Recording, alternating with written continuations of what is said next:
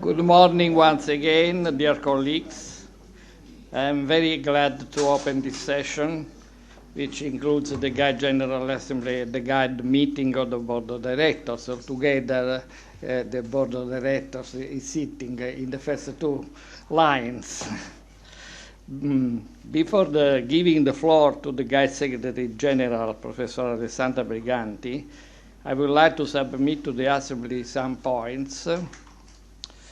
First of all, I would like to introduce the new representative of the Board of Directors of the Chinese area, Professor Zhang Deming, who has been already co-opted by the Board of Directors by written procedure completed the 18th of September 2009. Professor Zhang Deming is president of Shanghai TV University, one of the most important Chinese universities devoted to distance education. He is also chairholder of the UNESCO chair, a coordinator of the network of the ODL in East Asia. Unfortunately, Professor Deming cannot be present today due to engagement with his university with the anniversary celebration of Shanghai TV University, which is in March. But he sent this message to us. First, I would like to express my pleasure and sincere thanks to your kind inviting me to participate to GUIDE 2010 International Workshop. I much cherish this opportunity to attend this workshop and meet the old friends in the field of the ODL. However, it is a great pity that I would not able to attend the event due to my preoccupation with the preparation for coming university celebration of our university and one important meeting to be held on March. Though I could not attend in person, a delegation of our university would be sent to attend this workshop to share with you this excellent meeting. For it's my belief that this workshop would be meaningful in the field of ODL and much benefit to us. Looking forward to see you in the next future. I wish you a very successful and fruitful workshop. And I clap to Zhang Deming in our board of directors. The second point is the introduction to new GUIDE members. I don't want to bore you too much, but I have to say these things. Since the last workshop of 2008, we have received a relevant number of membership applications coming from Asia, Africa, America, and Russia. I'm glad in this occasion to introduce from North America, University of Prince Edward Island in Canada, whose contact was Professor Mamdou Eglarib.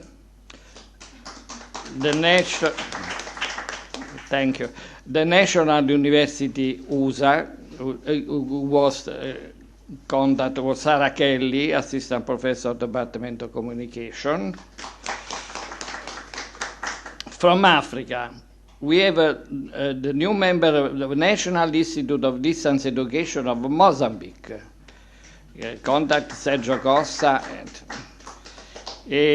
From Burundi, Università Lumière de Bujumbura. From the Morocco, National Center for Pedagogical Innovation and Experimentation.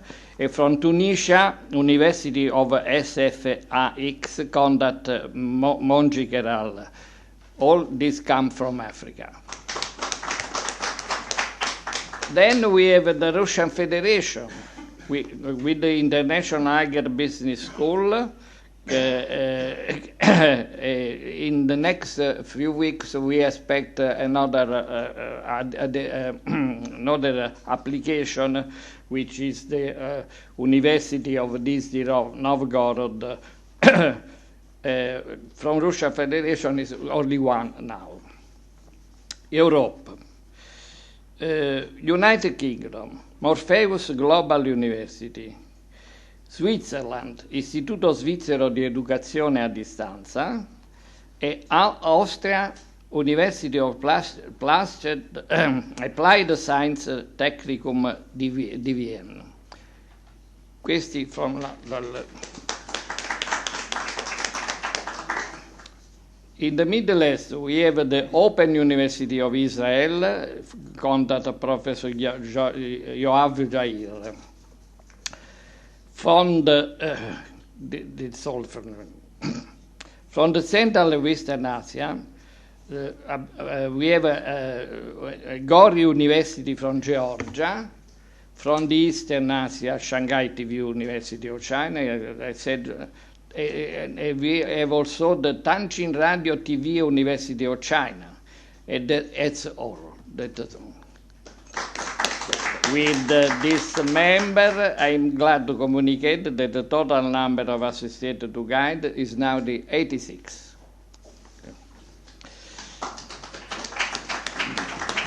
The third point is the presentation of the workshop guide in Latin America. This workshop will be held in Florianópolis, Brazil, at the Unisul Universidade do Sul Santa Caterina on the 1st half of October.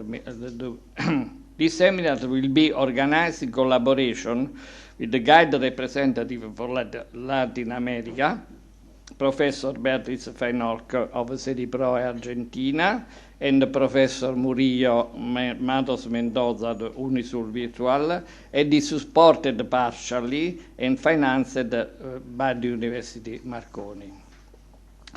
The aim of the seminar is to promote the debate about the role of the new technologies are playing in a changing knowledge economy, where the use of the web has made the student to active protagonists of learning process. The main themes of the seminar will be the net society and the new requirement for higher education sector, trends and issues about the use of technology in higher education, e-learning and blended learning, features and problems of different methodologies, and best practice for equality of education system. At this point, I would like to give to Professor Beatriz Feinolk a short presentation of the seminar. Thank you very much. 2 words only. For me, it's a great pleasure to tell you that we are working 1 year, finishing the last year, this kindly organized seminar, and under the umbrella and under the help of Guide Association, we are working for this seminar specially dedicated to virtual higher education. That is a field that needs a lot of ideas, conceptions, experiences, and many things, because it's a new field and Latin America needs this kind of things. You will receive this brochure. Unfortunately, we didn't bring because the printer didn't finish, a great pity, but if you leave your cards, you will receive the brochure, and we wait you in Brazil working for this seminar. For us, it would be a great pleasure, and from Guide Association too. Thank you very much. Grazie. Come segretario generale della nostra associazione Guide, in primo luogo desidero ringraziare i partecipanti a questo convegno e in particolare naturalmente i membri del board che così fortemente hanno contribuito alla crescita dell'associazione nelle diverse aree geografiche. Ricordiamo a questo punto che l'associazione è nata nel 2006 e aveva un obiettivo che ritengo oggi più che mai di fondamentale importanza per lo sviluppo dei processi che coinvolgono le dinamiche dell'istruzione superiore in tutti i paesi, ma unitamente i progressi dell'attività di ricerca. Come sappiamo, non esiste università, istituzione universitaria, senza che vi sia un nesso fortissimo con la ricerca, poiché solo così è possibile garantire all'università, intesa come istituzione, la sua funzione fondamentale di guida e di veicolo verso la conoscenza e il sapere. Ora Guide ha quasi 5 anni di vita e quindi ritengo che sia giunto il tempo per riflettere sul percorso che insieme, tutti insieme, abbiamo compiuto. Guide è nata con l'intenzione di mettere a sistema in modo unitario e collaborativo il lavoro che si compie a livello globale nel settore della formazione a distanza, sia nell'attività didattica che, come ho detto, nella ricerca. E credo quindi che possiamo già fare un bilancio di questa nostra azione, individuando alcuni risultati. In primo luogo ritengo che possiamo registrare alcuni successi, per esempio in primo luogo in termini di rapporti tra mondi che hanno differenti tradizioni. In questo campo abbiamo provato che si può lavorare insieme per crescere e perseguire obiettivi condivisi. Abbiamo anche sperimentato l'ampliamento delle prospettive che un contatto più ravvicinato con altre culture produce in ciascuno di noi, favorendo lo sviluppo delle nostre capacità di verificare ipotesi ed elaborare nuove idee. A livello della ricerca, poi, mi sembra chiaro che l'esistenza di un punto di riferimento comune, come appunto la nostra associazione, riesce a suscitare e potenziare energie che verrebbero certamente sacrificate altrimenti in condizioni di isolamento. Sul piano poi dell'attività specificatamente didattica, ritengo che siamo stati capaci di ideare e condividere metodologie e pratiche innovative a vantaggio non soltanto della formazione a distanza, ma anche su un piano più ampio come stimolo per l'intero sistema della formazione, compreso il settore accademico tradizionale. Mi sembra infine che la creazione di un gruppo unitario a livello globale di istituzioni che operano nel campo dell'istruzione superiore, supportata dalle tecnologie, sia riuscito anche a dissipare molte delle diffidenze esistenti in molti paesi nei settori dell'accademia tradizionale nei confronti appunto della utilizzazione delle tecnologie. Dall'epoca, dall'anno della sua fondazione fino ad oggi, l'associazione Guide ha raccolto, come appunto è stato prima ricordato, circa 86 membri provenienti da diversi paesi del mondo, offrendo supporto e assistenza per lo sviluppo di programmi e progetti di ricerca che prevedono anche l'utilizzo delle tecnologie e che favoriscono in particolare quelle aree del mondo in cui l'accesso all'istruzione superiore è spesso difficile e ostacolato da problemi contingenti. Grazie alla collaborazione che si è istituita tra i membri dell'associazione, sono stati realizzati con successo progetti di ricerca che hanno ricevuto il finanziamento della Commissione europea o da enti internazionali, che quindi hanno così contribuito al raggiungimento di importanti risultati nei settori della ricerca di ultima generazione e nello sviluppo di modelli flessibili di apprendimento. Fra questi possiamo ricordare alcuni progetti come Elgate, che ha coinvolto numerosi membri dall'America Latina, Strategicom che interessa l'area algerina, e Science Education European Platform che ha permesso lo studio di nuove metodologie di insegnamento e apprendimento delle materie scientifiche.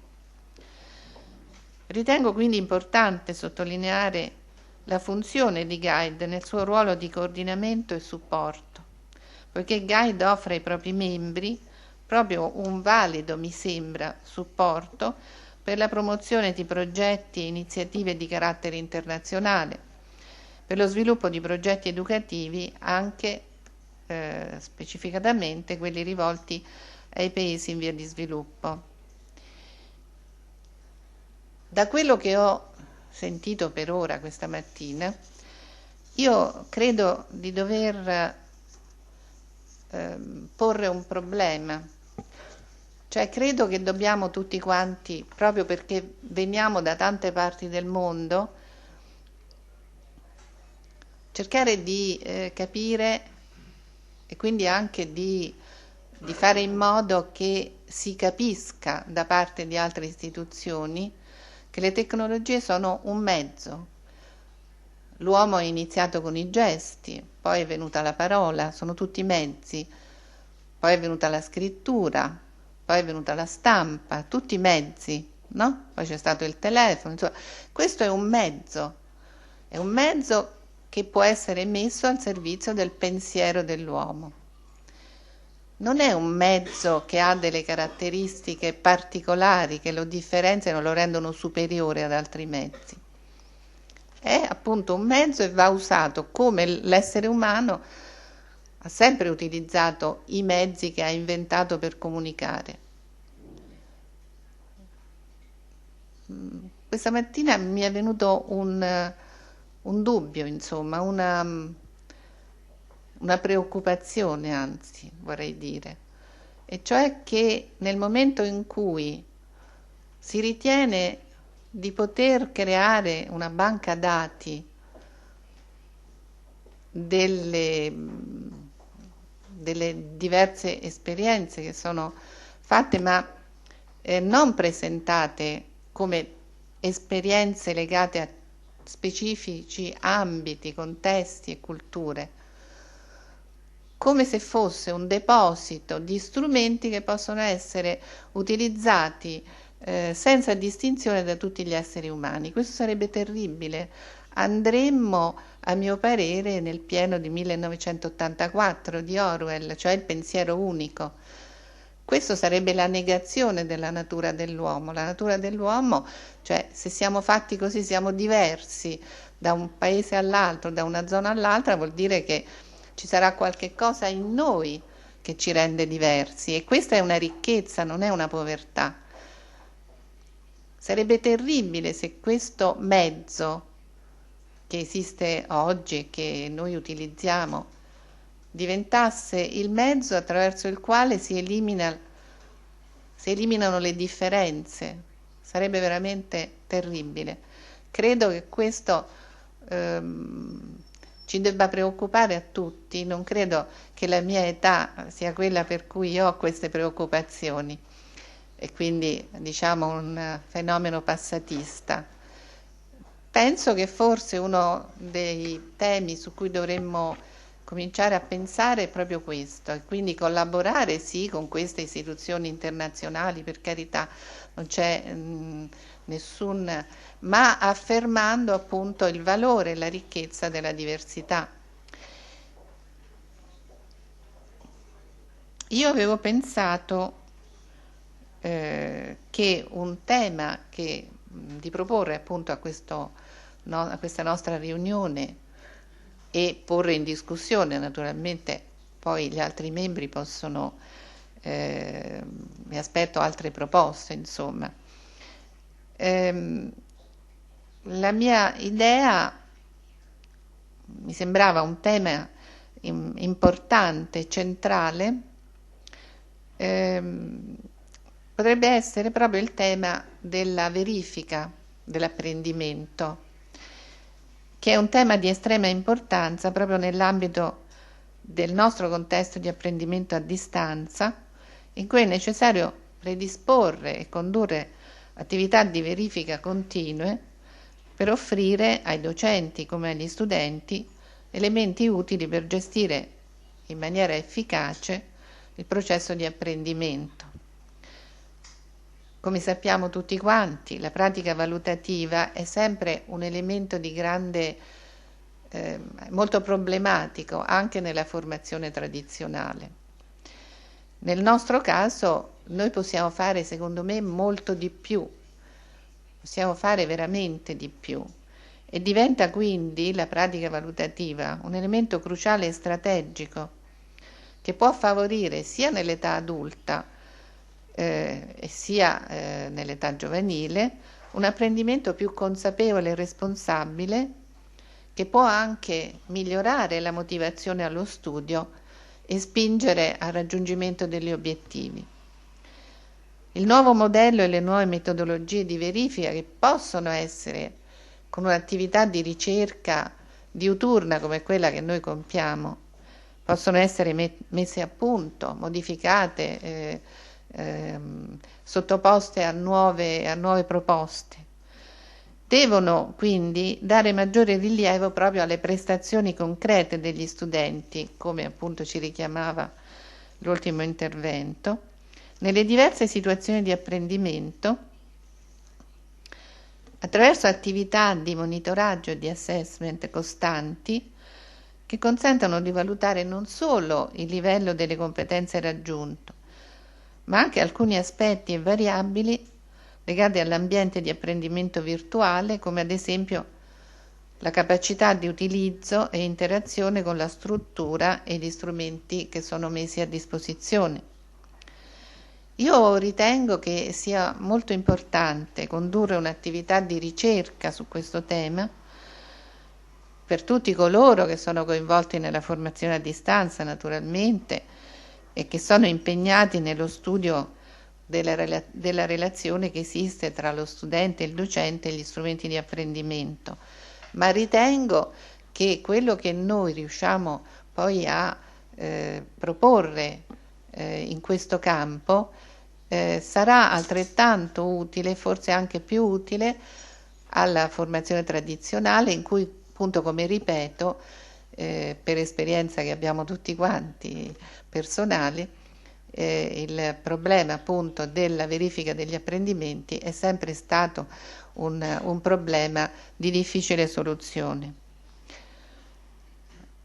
Per ora avrei terminato e appunto lascio spazio alle vostre proposte su questo eventuale tema di discussione, oppure altri temi di discussione e di attenzione per la nostra attività di ricerca che voi gentilmente vorrete proporci. Vi ringrazio molto, buon lavoro.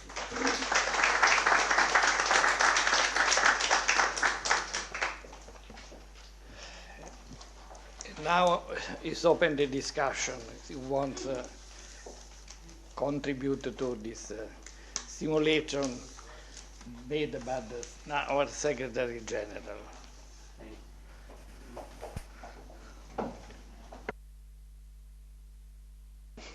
Okay,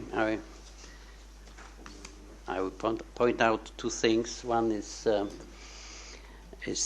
my understanding of what you call a challenge, or what get you hopeless about the future. It seems to me that your words, your words of Professoressa Briganti, were very provocative, and she wanted us to answer her challenge and her question concerning the future of sharing, a future of the notion globalization. And it seems to me that after this 4 or 5 years of being a part of Guide Association, I learned, seems to me, better and a proper understanding of what globalization is, of what does it mean to think globally. It seems to me that globalization is about sharing, and the individual is not lost in this process. And especially when you involve the new techniques of the distance education, it doesn't necessarily mean that the result will be in uniformization. It seems to me that it will be the opposite. But only if we'll understand the globalization properly. What does it mean to understand globalization properly? It means that we have to see the power of locality. We have to see the power of each individual contributor to this process of globalization.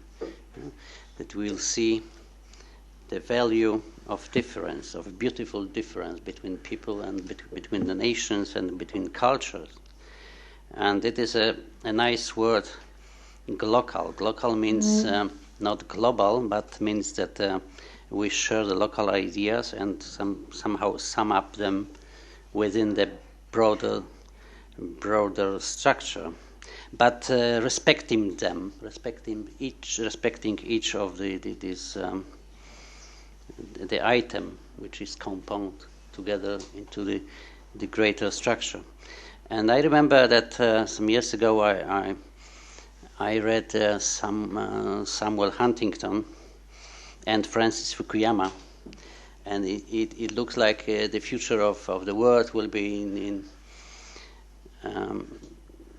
will be the same as was described by them, and that in the future we'll see the clash of civilizations, and then the history will end.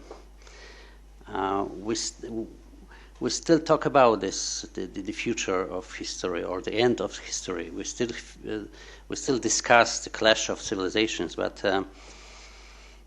we can with this knowledge sharing, this knowledge now distributed sharing, we can challenge this threats and we can empower our fascinating dialogue between cultures. So it seems to me that GUIDE is a proper place to do this, to find a proper way of keeping dialogue between the cultures, also with the use of modern technology. That's true. That's the first thought after what you just talked to us. So I am more hopeful for the future of this kind of cooperation that will not kill the individual. Okay. And my second thought is about the possibility to cooperate within the range, scope of distance education, distance learning in the GUIDE Association. I remember 3 years ago we started with a project with an attempt to study the quality, enlarge the quality of distance learning, but also the quality of scientific cooperation. And it seems to me that we have to come back to this idea, and I hope we'll be able to continue this kind of projects in the future, also using the meta-analysis and longitudinal studies together. And we should be able also to benchmark and factorize the content, the courses, the curricula, the methods. Yes, we can do it. We are not the only body who can do this kind of research, but also we can measure teachers' competences, as was today morning mentioned by the Director Khan from UNESCO. So our aim should be to try to benchmark, to measure the quality not only of the content but also the quality of those who are the teachers. It's not easy because nowadays in the time of the civilization of Web 2.0, it's not me that I'm not the only teacher in this process. We are teaching each other, we are exchanging, sharing the knowledge. Perhaps in the future I would be not able to offer my courses, but I have to wait until my students will ask me to teach them.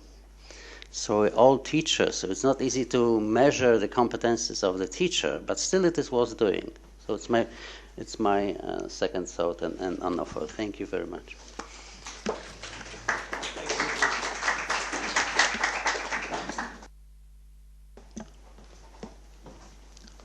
Thank you, Professor Briganti. I'm Luigi Sisto, the responsible of ICT development activities in Mediterranean Agronomic Institute of Bari. It's an international organization working on development of agriculture in Mediterranean area.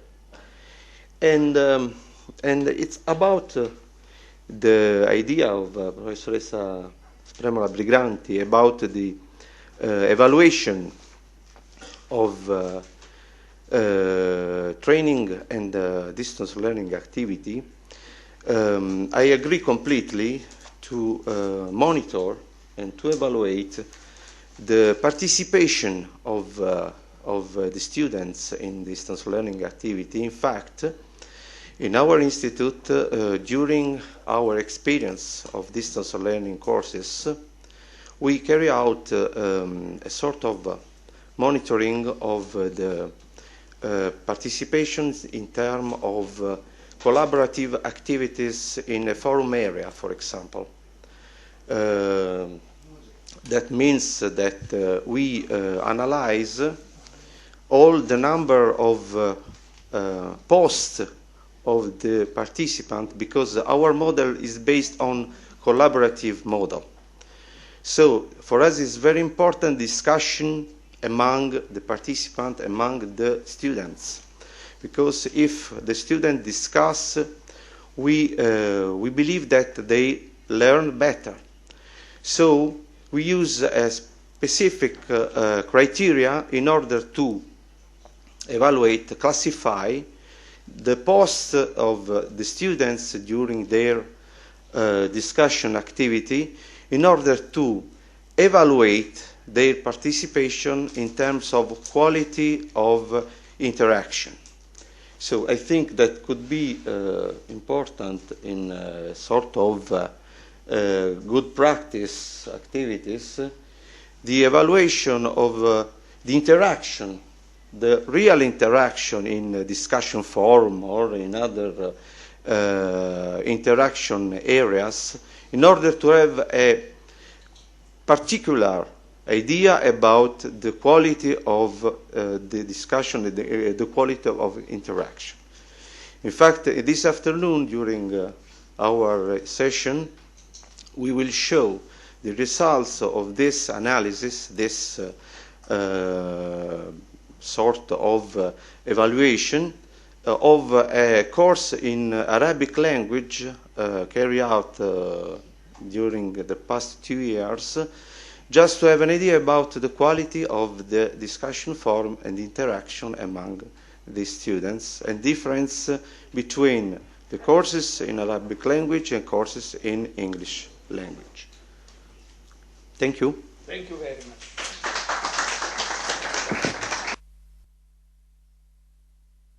Thank you. I'll be very brief. I would like to stress that St. Leo University has already been debating the issue of evaluation, and this is called assessment.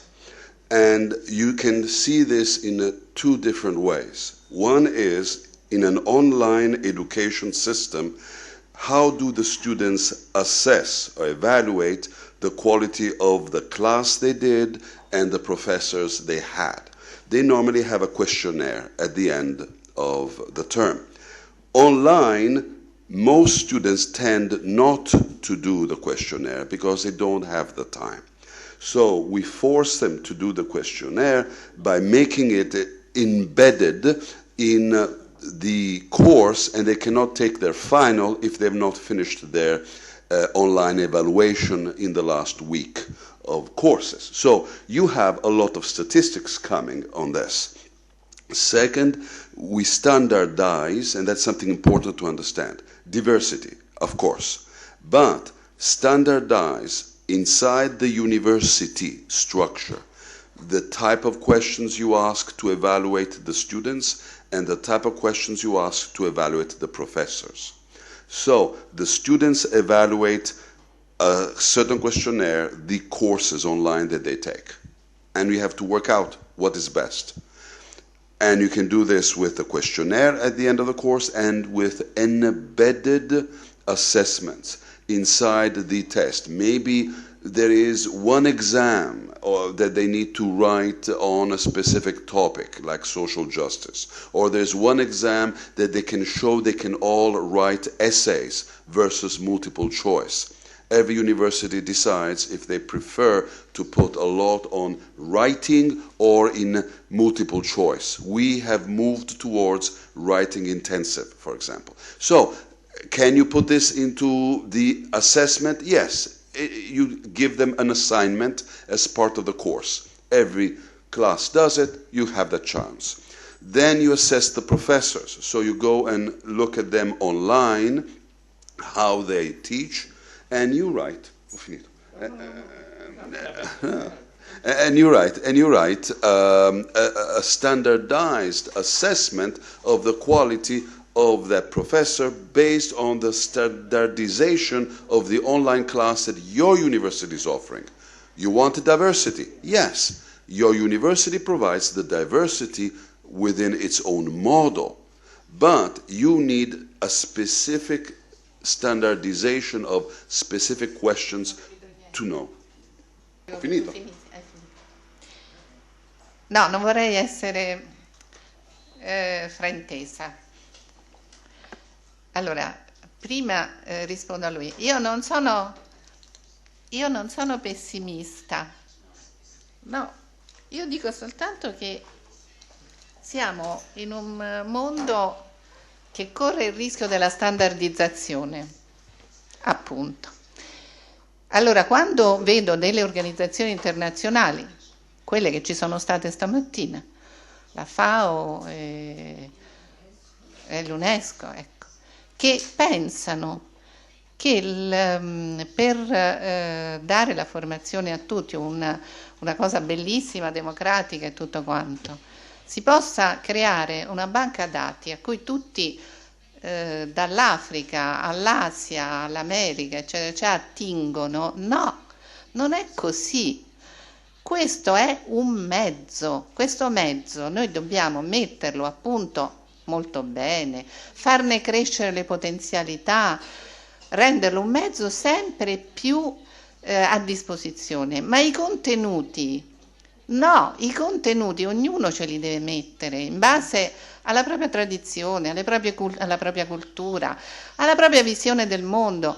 Sarebbe terribile se da tutto questo uscisse una visione. Ci possiamo anche fare le guerre, meglio le guerre che il pensiero unico.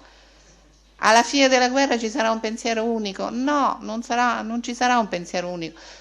Nella storia abbiamo fatto tante di quelle guerre, eppure siamo tutti uguali qui nel pensiero? No, ci scontriamo continuamente. Quindi sarebbe terribile. Allora io non sono pessimista, io dico attenzione, c'è un pericolo. Stiamo attenti, pensiamoci, noi che stiamo dando prova proprio con questa piccola associazione, per carità siamo modesti, non siamo l'ONU, non abbiamo queste pretese, però forse possiamo pensare, allora pensiamo. Quando poi invece, adesso vengo a te, Prego. Sono qui per rispondere. Quando parlo di verifica dell'apprendimento, io parlo del pensiero, non me ne importa niente di quello, di come gli studenti valutano il professore. Io lo ritengo negativissimo, questo viene proprio dagli Stati Uniti purtroppo, tante cose ci avete inoculato pessime, tra cui questo, lo studente deve rispettare il professore. Se il professore non va bene, uscirà fuori, ma non dal suo giudizio che è dettato, è giovane, non capisce niente della vita, è dettato da altri motivi, se l'hanno promosso, se non l'hanno promosso. Il controllo sta sopra, non può stare sotto, perché sotto non sono in grado gli studenti di esercitare un controllo. Il controllo deve essere responsabilità di chi sta sopra. Io so perfettamente chi va bene dei miei docenti e chi non va bene, e quando non vanno bene gli levo gli studenti. Mi prendo questa responsabilità di essere impopolare, di essere dura, ma è il nostro dovere, quindi il controllo sta sopra. Quindi lasciamo perdere i questionari, cioè, tutti ci fanno il questionario, pure chi ci vende un sapone ci fa un questionario, non ne possiamo più di questionari. Io quando parlo di verifica, noi dobbiamo verificare quello che hanno appreso, se lo hanno appreso avendo capito. Faccio un esempio. Il sistema della scelta multipla può essere un ottimo sistema, però è stato squalificato, perché pure i venditori di sapone fanno le scelte multiple, perché le risposte alla domanda, no, le 4 o 5, quelle che sono risposte, devono essere pensate in relazione al percorso mentale che lo studente può fare, giusto o sbagliato, in cui uno è giusto e gli altri sono sbagliati o parzialmente sbagliati, cioè, allora è un lavoro. E la risposta poi, il messaggio di risposta, il messaggio compensativo, anch'esso deve essere pensato in maniera tale che favorisca, che faccia comprendere cosa di quel pensiero messo in atto è sbagliato o giusto. Ecco che oggi noi siamo bloccati, per esempio, io adesso non voglio più vedere scelte multiple. Perché? Non perché non sappia che potenzialmente la scelta multipla è ottima, ma perché si è squalificata, si è commercializzata, è diventata priva di significato. Fa appello, nel migliore dei casi, alla memoria, a una conoscenza televisiva. Il nostro grande nemico è la televisione, così come viene utilizzata dalle emittenti, grande nemico, perché è il pensiero unico, perché è standardizzato, perché non fa cultura, è commerciale e basta, che sia una TV nazionale di Stato o una TV commerciale, è la stessa cosa. Noi lottiamo, credo che noi abbiamo il dovere di lottare contro tutto questo e di creare e di proporre delle soluzioni che portino gli studenti a pensare. La nostra ricchezza è il pensiero. Dal pensiero nascono ipotesi, nascono soluzioni, nascono processi. Se non glielo insegniamo questo, abbiamo sbagliato tutto.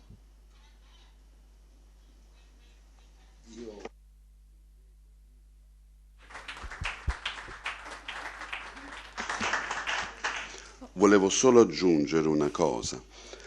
È vero che gli Stati Uniti hanno un livello di assessment, di controllo con i questionari eccessivo, ed è vero che c'è il rischio di aumentare questo livello con la standardizzazione. Però ci sono anche dei vantaggi. La questione è peso e misura. C'è un doppio controllo, uno è il controllo dall'alto. Il controllo dall'alto è fatto con peer review, quindi mandano un professore a controllare la classe di un altro professore per vedere che la qualità dell'insegnamento entri e sia valida, al di là di quello che fanno i superiori, però questo è un livello autonomo. Poi c'è il livello degli studenti. Il problema che stanno affrontando in America è che in online education, essendo molto più libera la struttura, come possiamo standardizzare questi due controlli, il controllo peer-peer e il controllo degli studenti, per impedire che ogni cosa vada bene?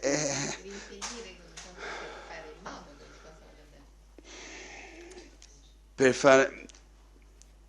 La preoccupazione è che se non si standardizza, qualunque forma di controllo viene definita ottima. Se si standardizza c'è una sola forma di controllo. La tua opinione, che è giusta, vogliamo evitare una forma mentis solo basata su una visione unica, non è quello che vogliono seguire in America, perché vogliono seguire in America una standardizzazione che gli è imposta dalle agenzie di accreditation. Quindi è un ciclo vizioso qui. E dall'altra parte il processo online è talmente dispersivo, perché ci sono tanti metodi innovativi, che la soluzione è la standardizzazione. Quindi diventa un mantra, capito? Excuse me. Comunque ho finito, Grazie. Excuse me. Grazie. I represent Higher School of Economics in Russia, and I would like to make a brief comment on the previous speaker. You mentioned that you force your students into evaluating the course. Well, I just want to comment on this word force.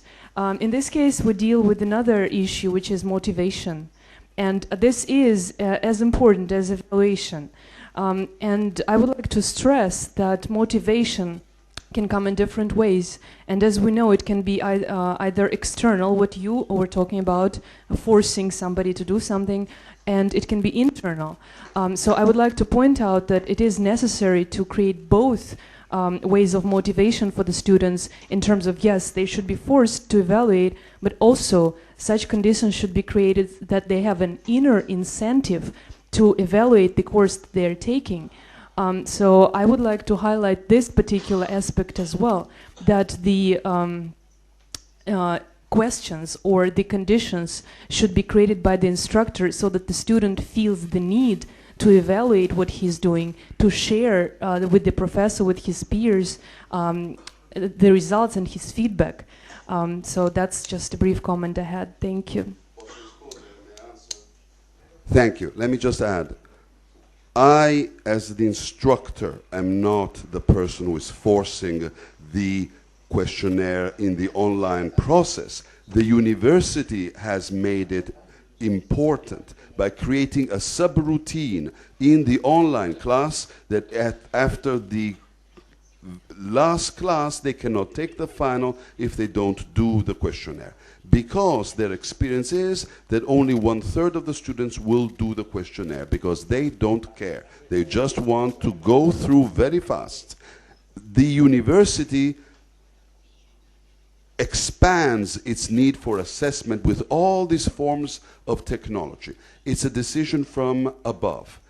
It might be too much, but their concept is we need to prove to the assessment agency who accredits us that we have evaluations from the students. If we have 1/3, the professor is wrong. I'm not wrong. They're not writing it. So we force them to write it. Problem solved. So this goes into the idea of the one vision fits all. I agree with you, but this is a decision of the university, and most of the time it's easy to do, so they will do it. But thank you for bringing that up. Professor Steinhoff. Well, as you well know, here is a big struggle between two mainstream in a very important chapter of educational technology. The quantitative and the qualitative evaluation within the instructional design that all courses at the university need. In my opinion, the mainstream of qualitative interpretation of the hard work to stress the achievement of students is the development of higher function of thought that Professor Alessandra underlined. And the main organization that study and the result of many research comes from the United States, from England and Latin America, where we are very worried to take into account how is improving the online and blended learning, basically, improving this important point that is the main point of educational effort. So at this point, 21st century, we are challenged to do a synthesis because, as you well underlined, the accreditation agency needs, I suppose, some numbers.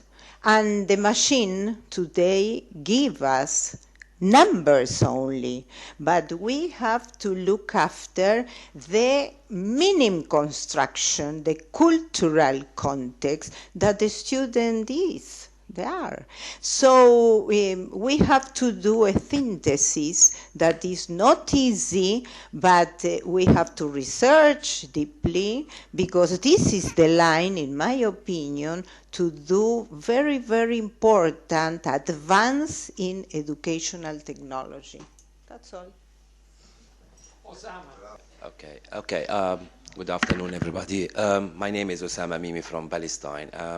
Actually, we say about ICT in education and learning and teaching. I quote somebody who says, if you have a kind of a bad teacher and uses bad practices in teaching and learning, and then this bad teacher adopts ICT in teaching and learning, then this teacher will spread bad practices more effectively. So the idea is we would like to be very careful when we use ICT in education, and the aim is here is to use technology to make the paradigm shift from teaching to learning. And this is very important when we have to be very careful not to use technology in its superficial sense. We don't use technologies, very expensive technology, for superficial cheap pedagogical objectives or instructional technologies for cheap purposes. We should be very careful when you use technology and not to overcome the pedagogical purposes of our course. So our aim is basically to see how to transfer, how to make the paradigm shift from teaching to learning. And the teaching and learning are very two different issues that might be related, but there are there are three differences between an institution that believes in teaching and believes in learning. They are different in the management level. They're different in the way that assess teachers and the roles of teachers and students. They are different in the way, the indicators for success. If you have an institution that believes in the instructional paradigm or adopts the instructional paradigm, and you have another institution that believes in the learning paradigm, everything is actually going to change. The assessment methodologies, the role of the teacher, the indicators for success, and we use technology as only a tool to make such a shift from teaching to learning. So the idea is here, assessment. When we, if you want to adopt the learning strategies and to use to be an institution that believes in the learning paradigm, you need to think very carefully about your objectives and your learning strategies and your assessment methodologies more carefully, and you need to revisit them. Not because this is the most important issue when you are designing your courses, is just to enhance the students' learning and the results of the students, what they actually learn in ICT. So my message here is not to use technologies only for superficial senses and not to focus on the pedagogical best practices in learning and teaching. Thank you. Hello, my name is Vania Guerra, and I'm coming from the Open University of Catalonia in Spain. Well, I have a couple of comments. The first thing is I'm a bit worried because I really don't know if I understood well what I was listening. Maybe I'm mistaken, but from my point of view, in some point of the conversation were two topics that were very careful for me to talk about. And one of them is when Professor Alessandra was saying that the young people or the students, we need to teach them how to think. I mean, because they are not thinking, they don't know how to do it, and that's a very, very dangerous affirmation from my point of view, because actually I think that this is one of the challenges that we have, as a university in the new area, that of course we have a bunch of ways of thinking, how we can evaluate if the students have or not analytical thinking, but I think that in the new area the students are thinking in a different way that maybe we are not understanding. And then we say they are not thinking, but maybe they are thinking in a completely different and an even more in deep way that we are thinking. This is connected also with another topic of controlling them. So how we are going to talk about control them in any sense if we are not really understanding how they think or how they want to learn or what they want to learn in this new area. So I think that these are really important challenges to think about if these words are really the proper words that we should use in this kind of discussions. I appreciate that this work come here because then allow me to think about them. The another issue is concerning the last intervention. I agree totally, and I think that this is another challenge also concerning how we use the terms. I mean, we talk about use technology, and I think that we are forgetting in some moment that at this moment at least, the technology is something that have a mutual relation of transformation with the users. So we not only use the technology, we transform it when we are using it. So this is a very important challenge when we work by technology, through technology, and with technology. So I just wanted to introduce these points to think about and discuss about them. Thank you. My name is Professor Babatunde Ikpaye from Nigeria. I'm really happy to be here again, invited by Professor Alessandra and the organizers. I must say that I'm pleased to be here, and I'm getting confused. Candidly, and it seems that my confusion also arises from confusion in developing nations about e-learning, about distance education. A number of issues I've picked up from her statements and the interventions by the other people. First of all, let me look at the issue of evaluation. In my university, at the National Open University of Nigeria, we are battling with this issue of online evaluation. A number of platforms we're planning to use or we've been using just cannot adequately assess students' essay questions. Therefore, we are forced to use multiple question items. And often, we begin to ask ourselves, who is not thinking or who is refusing to think? Is it the learner or the teacher? Because most often, when you use the multiple items, you discover that students do not reflect to you the in-depth of what you expect from a particular course. So, is it the student that is not thinking, or is it the teacher that is setting the questions that is refusing to think by looking at the parameters of the series of taxonomy that he or she should reflect in the questioning? It's a big issue we're debating in my university because we want to do away with the paper and pencil examination, which is so capital intensive and so time involving. That is number one. Number two, the issue of the GLO. Is it the global or the local? And we're looking at this again very seriously. When you look at the GLO and you go the bar, the global, yes, it is good to do what others are doing. But what of the culture of the education?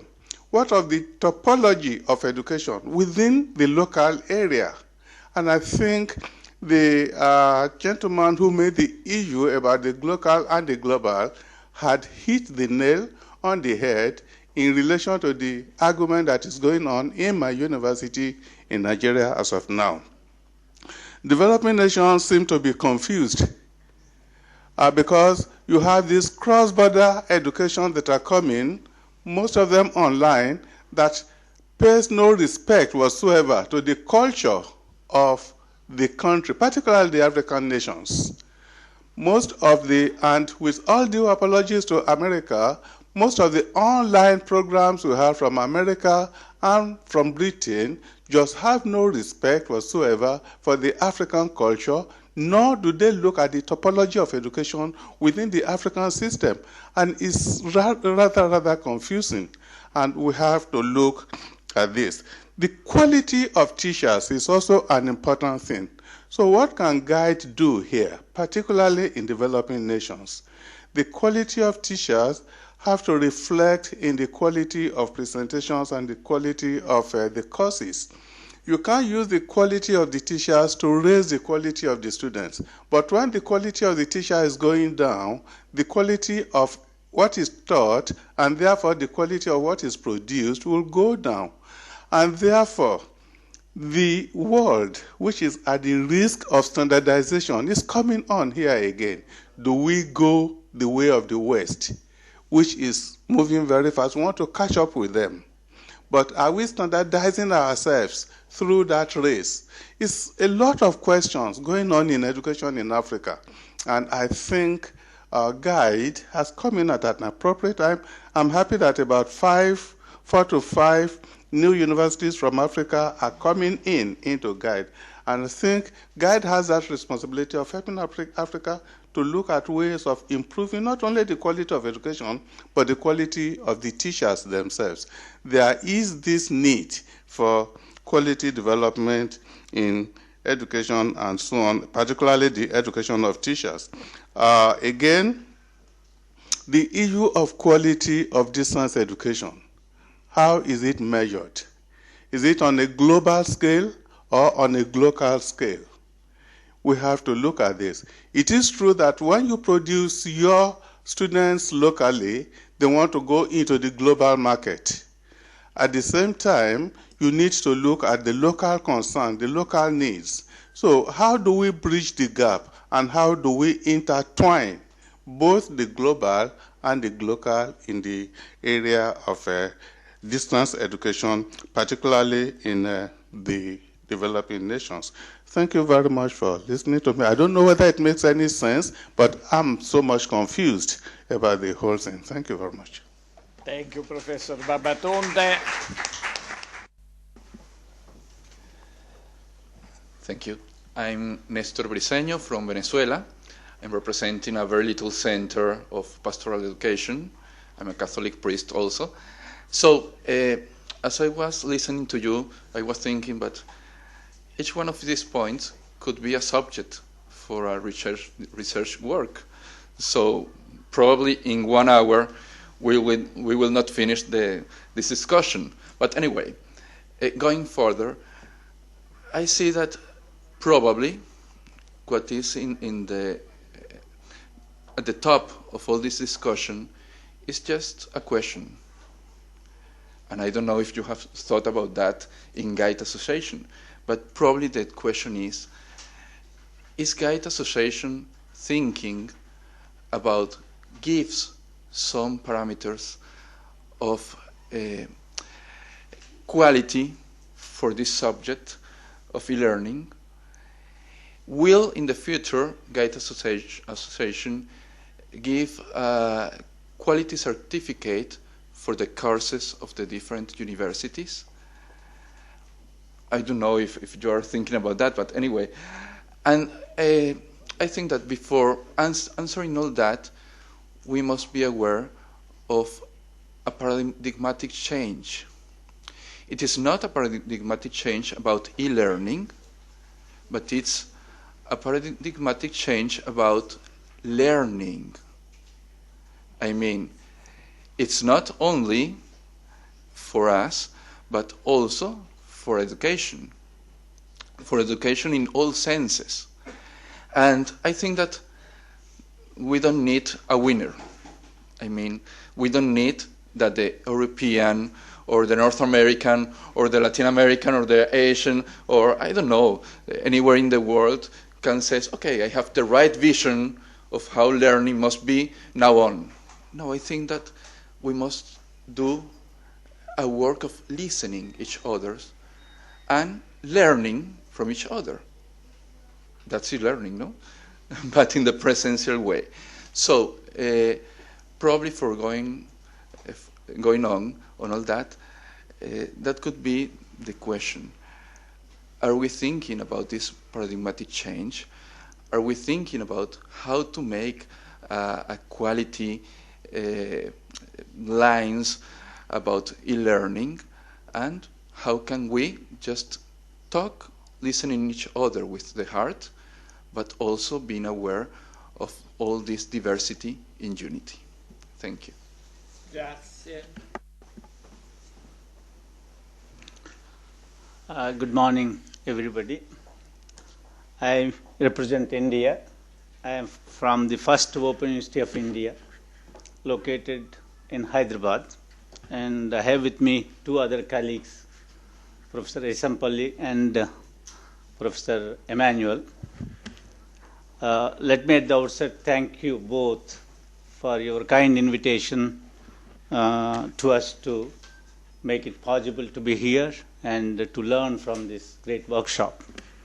I compliment the efforts and congratulate both of you for the leadership and also the team for the kind of wonderful work Guide Association has been doing in a short span of time. I've been one of the followers of the materials, and I keep visiting the website very frequently and learning about the activities, and so I place on record, and thank you very much. About the questions raised by you, they're all very pertinent, and they're much more pertinent to developing and transit countries. And more focusedly, it is in the Indian context. We have been successful being the first open university. We, Dr. B.R. Ambedkar Open University in Hyderabad, and also National Open University called Indira Gandhi National Open University at Delhi.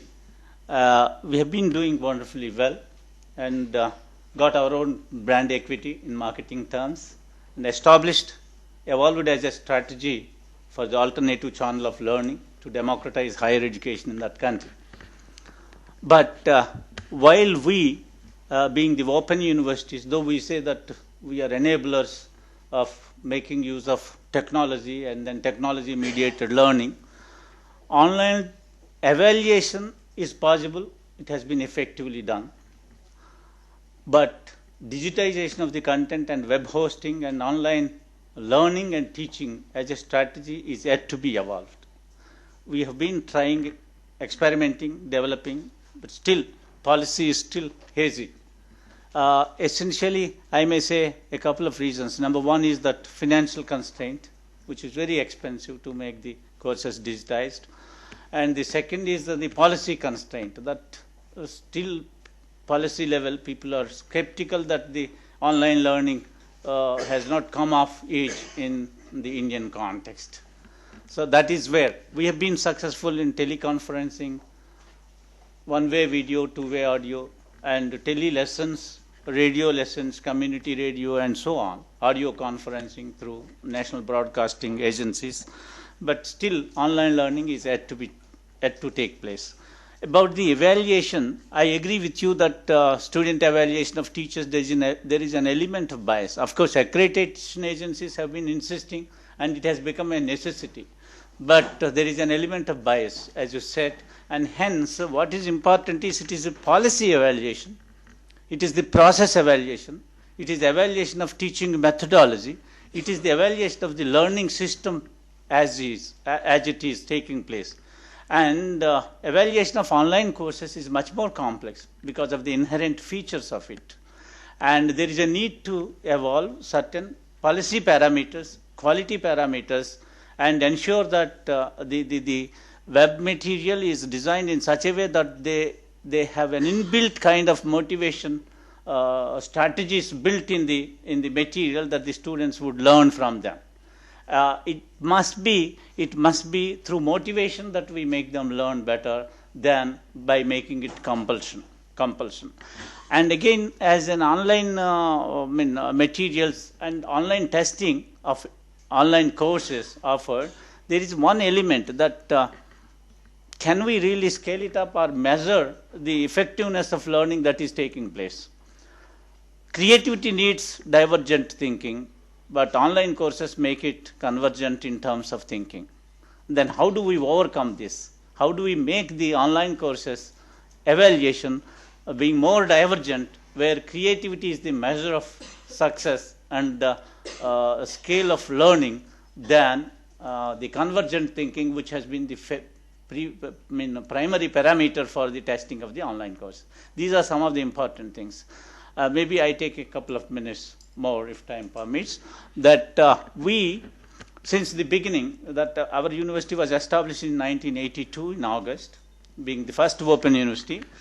There is a need for the quality policy at every university level. Quality policy, there must be a policy. And we have started the evaluation center for evaluation, both for formative and summative. And we have been undertaking several research projects within the center, making the findings available to all the teachers and the administrators for policy revision from time to time. We have developed quality manuals for developing the print materials and evaluating the materials, pre-testing the materials, and making a study of the ICT use and so on. And we have been successful, both formative and summative. It is more system evaluation than subject evaluation. The discipline-based evaluation, system evaluation, it is ODL evaluation. Later we have developed the scope of the Center for Evaluation as a research and consultancy and a training center. And in fact, I may say I was the founding director of that research academy, which have been developed several quality assurance manuals to ensure that the ODL is effective, and it really democratized the higher education system in that part of the country. These are the few remarks I would like to make. Thank you very much. Nice, sir.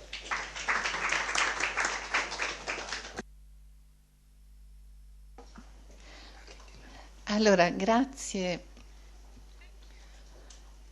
di tutti questi interventi che dimostrano ampiamente come siamo diversi. Siamo diversi. E quindi il pensiero unico non funziona anche nel chiuso di una piccola aula, no? Non funziona, la pensiamo diversamente e questo è una ricchezza. Ci sono poi anche il linguaggio è ambiguo. Io vedo che io ho parlato di verifica dell'apprendimento. Non ho parlato di valutazione, che è un'altra cosa. In italiano valutazione vuol dire esprimo un giudizio definitivo su un certo processo e così via. No, io sono contro la valutazione. Contro perché la valutazione intesa in questo senso corrisponde al pensiero unico. Ne ho parlato di controllo, questo l'ha detto il mio amico Rimanelli, loro fanno il controllo. Noi non possiamo fare un controllo. La signora che ha parlato prima, che evidentemente non ci siamo capiti, ha avvertito come un pericolo il fatto che io avessi detto, e non l'ho detto, che dobbiamo insegnare, che dobbiamo controllare il pensiero degli studenti. Ma quando mai? La parola controllo a noi non appartiene assolutamente. Il processo di insegnamento e apprendimento è un processo libero, in cui il docente, che nasce, attenzione docente, non si diventa docenti, si nasce maestri, perché è una vocazione generosa a trasmettere quello che uno ha accumulato di sapere durante la vita alla generazione successiva, che assicura la nostra durata su questa terra, la durata dell'essere umano su questa terra. Quindi maestri non si diventa, maestri si nasce, ed è per questo che non si può essere controllati, nel senso che disgraziatamente appunto ci stanno inoculando e gli stati entusiasticamente accettano questa follia. Questa è una follia, badate, questa finirà come tante cose stupide che vengono Ci vorranno 10 anni, ci vorranno 20 anni, io non lo vedrò, ma finisce, come finisce tutto ciò che è stupido, che non serve, che è dannoso, finisce. Allora parliamo da maestri, parliamo da docenti, parliamo da coloro che desiderano, che hanno accumulato un certo sapere. Può darsi che questo sapere poi sia anche non perfetto, anzi sicuramente. Può darsi che sia sbagliato per certi aspetti, ma ognuno di noi, se è persona onesta, si sforza di trasmettere questo sapere, sapendo che poi verrà modificato, perché lo studente che lo accoglierà lo modificherà. Il suo dovere è di dargli questo sapere e di fare in modo che questo sapere possa produrre la capacità di quello studente di pensare altre cose, di trarre deduzioni diverse, di proporre soluzioni, di intuire problemi diversi e di dare soluzioni diverse. Questo è il processo di insegnamento-apprendimento. Badate.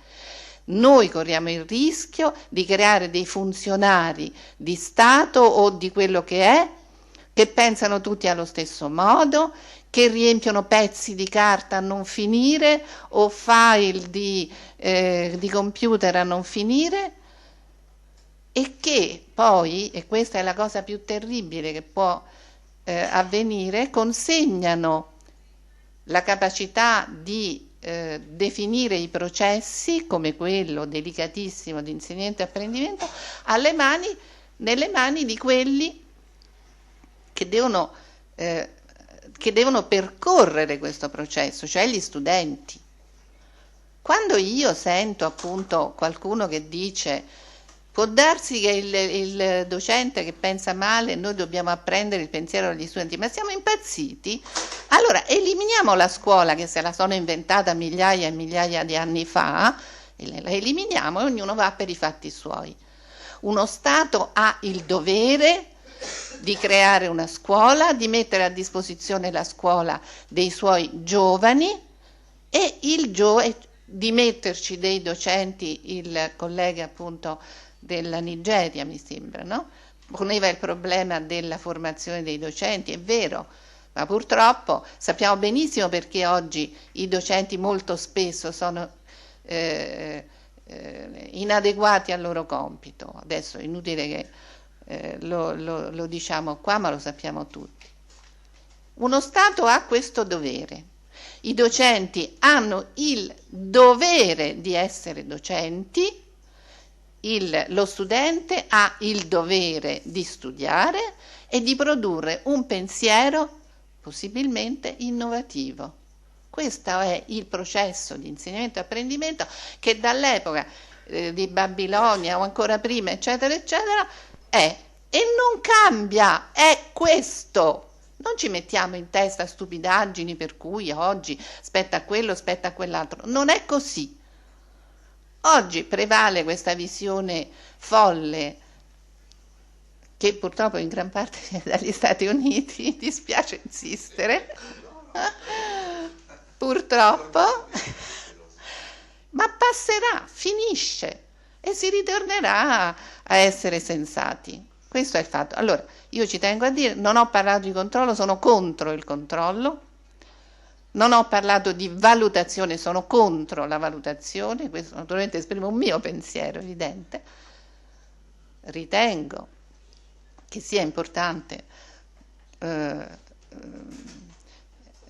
inventare, produrre, fare ricerca sulle varie possibilità che esistono di verifica che lo studente abbia attivato un proprio pensiero, non il pensiero unico che ci vogliono imporre, ma un proprio pensiero. Mi riferisco appunto all'esempio che ho fatto prima, mi riferisco alle mappe cognitive, mi riferisco a tante cose che ci possiamo inventare, ma questo non serve solo alla formazione a distanza, perché, badate, lo ripeto, quello è un mezzo, ma il processo è analogo, è lo stesso, è insegnamento, apprendimento, è la stessa cosa.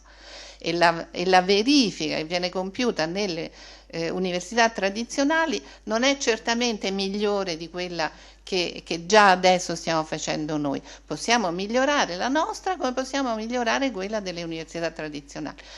Però un altro tema indubbiamente che potremmo porci è quello del manuale di qualità. Io sono contro anche la qualità, intendiamoci, intesa come questa che ci vogliono inoculare, che ci hanno inoculato, che è soltanto un business. In realtà è un business. A un certo punto uno, come le agenzie di rating, quella roba lì, che dice tu sei efficiente sul piano finanziario e poi crolla tutto il mondo, le agenzie.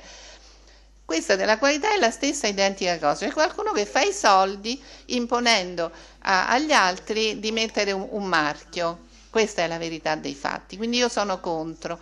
Però di qui a creare, e noi lo stiamo facendo nel nostro piccolo, ma lo potremmo mettere a sistema e metterci tutti quanti insieme, un manuale che investa però non il processo di insegnamento e apprendimento nella sua visione che ho espresso prima, cioè quella che dà che mondo è mondo e così, nel migliore utilizzo delle tecnologie ai fini di attivare un processo corretto e buono di insegnamento e apprendimento, oppure altri temi. Scusatemi se io sono un po' irruenta, ma questo è il mio mestiere. Io sono nata maestra e morirò maestra. Allora mi dà fastidio quando vedo cose che negano questa funzione fondamentale senza la quale il mondo non può continuare, muore subito. Vi ringrazio tanto.